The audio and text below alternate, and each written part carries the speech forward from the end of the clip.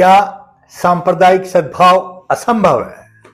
तुष्टीकरण के नशे में मदमस्त अखिलेश यादव, इंडी गठबंधन और इनके प्रवक्ता बहराइच में दुर्गा विसर्जन के जुलूस पर हुए पथराव और राम इकबाल मिश्रा की निर्मम और क्रूर हत्या को उत्तर प्रदेश के उपचुनाव से जोड़ रहे हैं। शर्म नहीं आती? चुल्लू पर पानी में डूबने को जगह नहीं मिलती, ऐसे झूठे आख्यान बनाते हैं जो सिर्फ हास्यास्पद ही लगते हैं।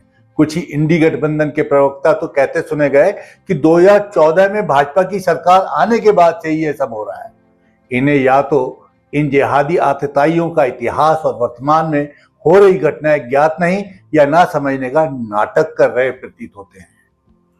कुछ चंद वोटों की खातिर एक वर्ग को खुश करने के लिए कुछ भी ऊट पटांग बयान देते रहते हैं। देश के सौहार्द को बिगाड़ने वालों के साथ खड़े रहते हैं।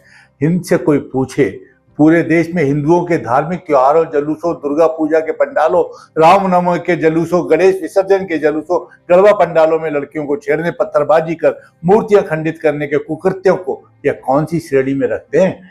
क्या पूरे देश में जहां जहां यह सब कुछ हो रहा है वहां हर जगह उपचुनाव है या सब जगह भाजपा की सरकार है? यदि ऐसा नहीं है तो इस मानसिकता का विरोध ना करके क्या संदेश दे रहे हैं? इन्हें याद रखना चाहिए कि यह मानसिकता भाजपा के सत्ता में आने से बहुत पहले से सैकड़ों वर्ष से चल रही है और भारत में ही नहीं पूरे विश्व में जहां इन जिहादियों की जनसंख्या बढ़ती है यही करते हैं। विश्व का कोई देश भी इनकी हरकतों से बचा नहीं है। इस्लाम को ना मानने वाले इनके लिए काफिर होते हैं और इनके अनुसार उन्हें शांति से रहने का कोई अधिकार नहीं है। वरना हजारों वर्ष पहले जब गजनी औरंगजेब जैसे मुगल आक्रमणकारी लुटेरे भारत में आए, हिंदुओं का जबरन धर्म पर परिवर्तन कराया, हिंदू महिलाओं से बलात्कार किया, हमारे मंदिर ध्वस्त किए, तब कौन से उपचुनाव थे? कौन सी भाजपा सत्ता में थी? मुगलों के जाने के बाद भी, आजादी से पहले और बाद में जितने हिंदू मुस्लिम दंगे हुए तो शायद मोदी योगी जन्मे भी नहीं थे, शायद भाजपा अस्तित्व में भी नहीं थी। इसलिए मोदी, योगी और भाजपा को इन जिहादियों की गंदी मानसिकता की वजह बताना सच्चाई से मुंह छुपाना ही है। यह मानसिकता गजवाए हिंद की है, जिसके तहत अखंड भारत को पहले ही कितनी बार खंडित कर, सिकुड़ कर वर्तमान भारत ही बचा क्या है, जिसका बहुत बड़ा हिस्सा पाकिस्तान, बांग्लादेश में जा चुका है। अब जो चाहे भी हरकतें हो रही हैं, बचे कुचे भारत को खंडित विखंडित करने को ही इंगित कर रही हैं। जो अब भी मानने को तैयार नहीं है वह शुतुरमुर्ग की तरह मिट्टी में सर घुसाए हुए दस्तक देते हुए खतरे को नहीं पहचान रहे। अखिलेश यादव जो योगी राज में दंगों की बात कर रहे हैं, उन्हें याद ना हो तो स्मरण करा दूं कि उनके राज के पहले 9 महीनों में ही 2013 में 93 छोटे बड़े दंगे हो गए थे। बाहुबलियों का राज था, गुंडई चरम पर थी। अतिक, अशरफ, मुख्तार अंसारी अखिलेश की सरकार जेल से चलाते थे और जब गुंडों पर खबरदार हंटर चल रहा है तो कानून व्यवस्था खराब होने की बात कर रहे हैं। खैर, कम याददाश्त वालों को कुछ दंगे जिसमें हजारों लोग मारे गए थे उनकी याद भर दिला दे।